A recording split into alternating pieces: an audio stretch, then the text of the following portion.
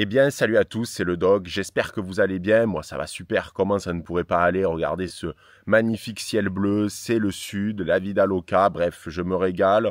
J'ai un complet en éponge. Je ressemble à Sean Connery, le charisme en moins. Bref, ma vie est nickel et je me régale. Et la rentrée, il va y avoir beaucoup de boulot. J'ai voulu faire cette vidéo parce que j'ai voulu revenir sur une polémique qui a fait couler beaucoup d'encre à la fois aux États-Unis mais également en France. Et je suis sûr que vous avez vu passer cette polémique récemment. Il s'agit de la pub d'American Eagle avec l'actrice Sydney Sweeney. Alors Sydney Sweeney, c'est une actrice que j'affectionne particulièrement, notamment parce que je l'ai découvert dans la série Euphoria, qui pour moi est assez qualitative, même s'il y a des idées assez woke, assez progressistes à l'intérieur de cette dernière. Mais si vous aimez par exemple les romans de Bret Easton Ellis comme Moins que zéro, vous allez forcément aimer Euphoria parce que ça traite de thématiques assez similaires. Mais bon, on s'en fout, on n'est pas là pour parler de la série, on est là pour parler de la polémique et plus principalement de la pub d'American Eagle. Alors je suis sûr que vous avez forcément vu la pub passer, mais pour les retardataires, je vais réexpliquer. En gros, dans cette dernière, on voit Sydney Sweeney, qui est une belle actrice, la nature lui a donné les plus belles grâces, les plus beaux atouts, qui porte un complet en jean, le haut et le bas. Et donc la pub met en avant certains de ses atouts, notamment sa poitrine, et donc il y a une logique de sexualisation, on pourrait dire, mais c'est pas ce qui a fait couler le plus d'encre. En fait, le véritable problème, pour les woke notamment, pour les progressistes américains, ça réside dans le jeu de mots qui a été fait, parce qu'il y a une voix off qui dit « Sydney Sweeney a de bons jeans ». Donc ça paraît logique puisque la marque vend des jeans, mais en réalité en anglais, il peut y avoir une autre interprétation qui est la suivante. Sydney Sweeney a de bons gènes. Et donc vous voyez le problème venir, on a une actrice assez charmante, blonde aux yeux bleus, et donc chez certains, ça a réveillé des traumatismes issus de la Seconde Guerre mondiale. Beaucoup ont estimé que c'était une pub qui mettait en avant l'eugénisme, qui mettait en avant la suprématie blanche, etc., etc.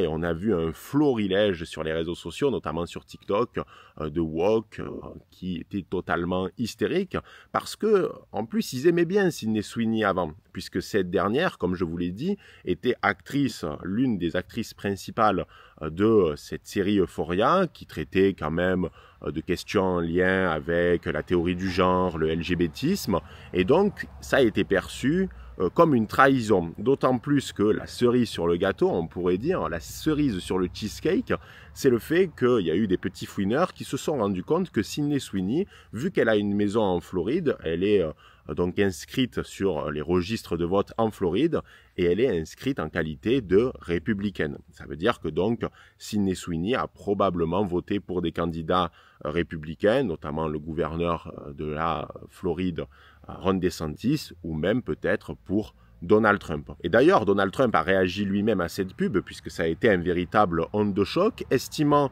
qu'elle représentait la fin du wokisme et que Sydney Sweeney était une actrice formidable. Donc d'un côté, on a eu les pleureuses qui, comme d'habitude, ont chouiné, estimant que c'était une pub raciste, sexiste, etc. Bref, vous connaissez les mots en iste habituels. Et de l'autre, on a les conservateurs américains qui se sont réappropriés cette pub en estimant que c'était la fin du wokisme. Et en plus de ça, tout a été extrêmement bénéfique pour la marque American Eagle puisque son cours à la bourse a explosé, les jeans se sont vendus à foison et ils ont décidé de ne pas s'excuser, voyant que la polémique commençait à enfler, ils ont signé et persisté, ils sont allés jusqu'au bout. Mais attention, il ne faut pas tomber dans un piège, c'est celui des marques, parce que les marques, elles restent hypocrites. Les marques s'adaptent toujours à l'idéologie dominante à un moment donné. Et donc, dans leur publicité, dans leur communication, elles vont adapter leur discours par rapport à l'idéologie qui est dominante au moment A, pour vendre donc plus facilement leurs produits. Et c'est exactement ce qu'a fait American Eagle. Parce que American Eagle, on vous a vu en fait, il suffit de revoir vos anciennes pubs, notamment au moment où le wokisme et la cancel culture étaient à leur apogée, pour se rendre compte qu'il y a eu un véritable changement d'un point de vue sémantique, idéologique et publicitaire à l'intérieur même de la marque. Parce qu'en fait, une marque n'a pas d'idéologie propre, elle s'adapte constamment, elle s'adapte à l'ère du temps. Quand le wokisme était à son apogée, eh bien, il faisait des pubs woke.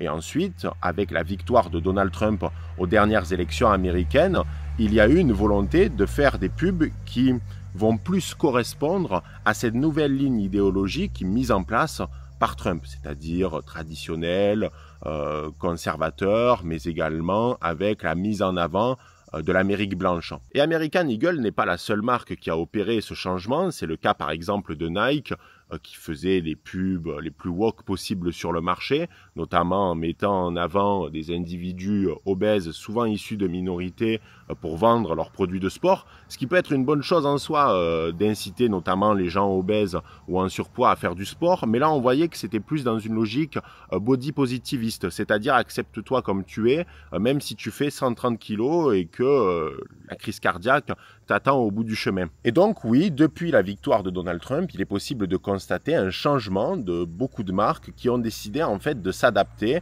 par rapport à la nouvelle idéologie dominante qui pour moi a toujours été en fait en suspens aux États-Unis, mais qui a été, on pourrait dire, occultée par une minorité silencieuse. C'est là où les marques se sont fait avoir, c'est-à-dire que les marques ont été persuadées à un moment donné que le wokisme, et la grande des raisons, étaient en quelque sorte les idéologies dominantes dans la société américaine, alors qu'en fait elles venaient principalement d'une minorité silencieuse particulièrement agressive. Alors bien sûr, les woke ont pleuré dans les chaumières, notamment pour des considérations d'ordre politique, mais je pense qu'il ne faut surtout pas oublier une autre donnée essentielle qui peut-être peut paraître comme une forme de psychologie de comptoir, de psychologie de PMU, mais moi je suis adepte de cette théorie, qui est la suivante, c'est qu'en fait les woke n'aiment pas le beau.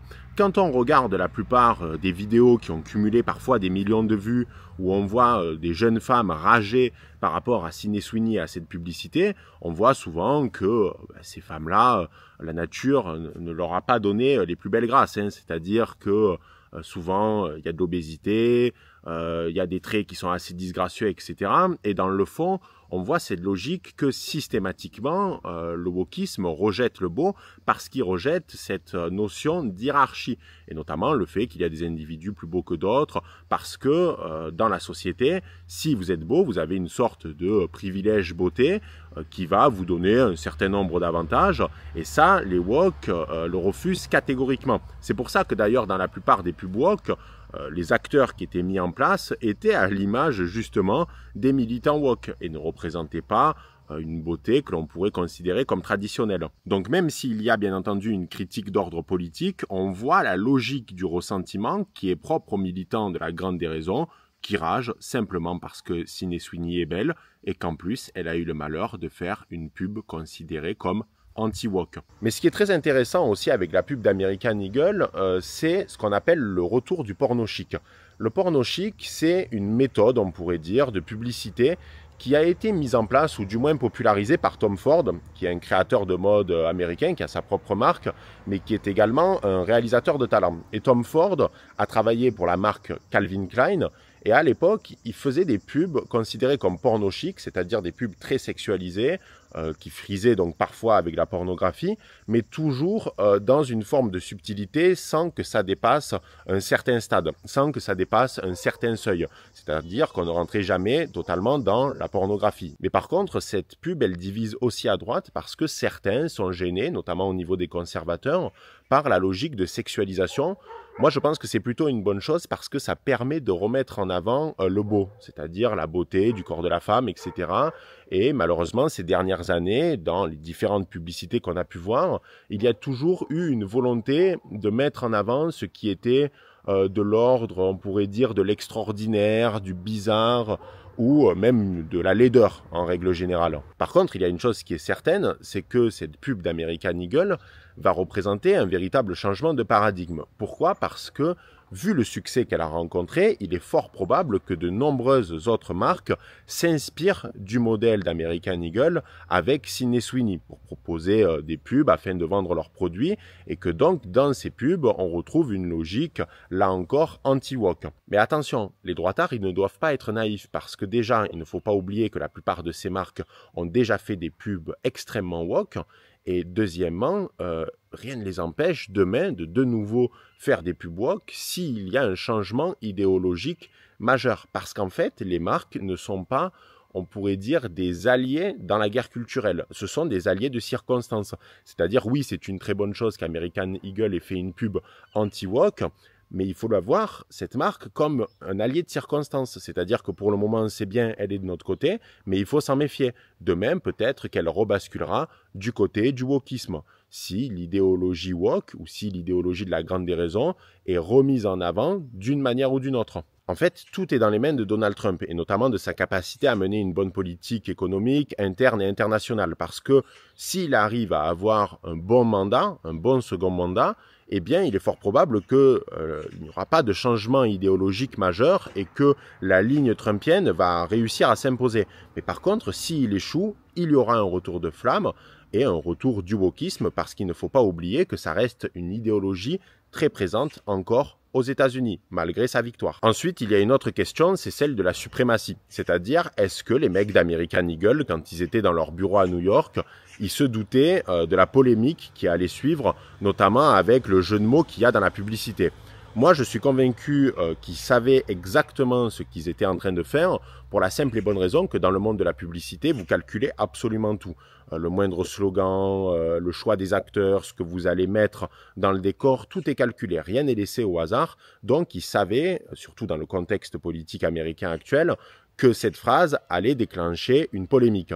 Mais vous savez aussi que dans le monde de la publicité, qu'on parle de vous en bien ou en mal, ben, c'est pas si déconnant que ça. Ce qui compte, c'est qu'on parle de vous.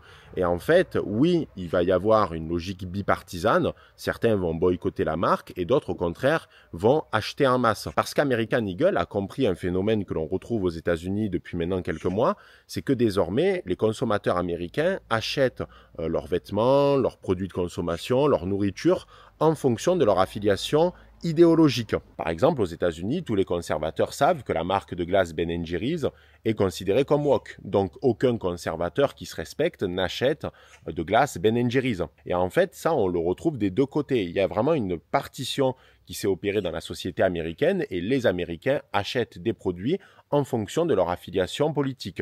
C'est pas encore ce que l'on retrouve en France, même si je suis convaincu que ça arrivera dans les années à venir et que les gens consommeront en fonction de s'ils sont de droite ou de gauche certaines marques qui seront clairement affichées comme étant des marques de gauche ou de droite. Et enfin, il y a autre chose qui est extrêmement important avec cette pub, c'est que beaucoup de blancs conservateurs, hommes et femmes, sont fiers d'être représentés par Sydney Sweeney. C'est-à-dire qu'il y a presque une logique communautaire. Les Blancs, en fait, le problème, c'est que pendant des décennies et des décennies, on leur a fait planer au-dessus de la tête une forme de culpabilité par rapport à l'esclavagisme, par rapport à la colonisation, au patriarcat, au capitalisme, etc. Et là, désormais, les Blancs ne sont plus dans une logique d'avoir honte de leur propre couleur de peau. Ils finissent par être assez fiers de leur héritage, ils sont fiers de leur communauté et je trouve que c'est plutôt une bonne chose parce que sans cesse on les voyait devoir s'excuser d'être blancs alors qu'ils n'ont absolument pas à le faire et qu'au niveau des autres minorités ethniques, il y a une véritable fierté d'appartenir à une certaine communauté, ce qu'on retrouvait absolument pas chez les blancs. Et d'un point de vue symbolique, le fait d'être représenté par une actrice aussi populaire que Sydney Sweeney, ben, c'est plutôt une bonne chose.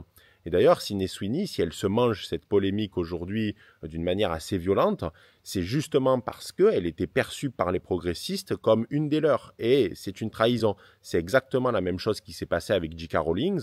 Quand J.K. Rowling a fait sa critique du transgenrisme, elle a subi un harcèlement bien plus important que pourrait subir un conservateur traditionnel, parce qu'en fait, elle a déçu les woke. Et ça, il n'y a rien de pire. Voilà les barons, j'espère que cette pub vous aura plu. N'hésitez pas à aimer, commenter et à partager. Et n'hésitez pas à me dire si vous aimez ce format qui me permet de faire des vidéos assez facilement, de manière rapide, juste en filmant directement comme ça. Voilà. Dites-moi si vous avez aimé et on se retrouve très vite pour une prochaine vidéo. C'était le Doc. Ciao les barons.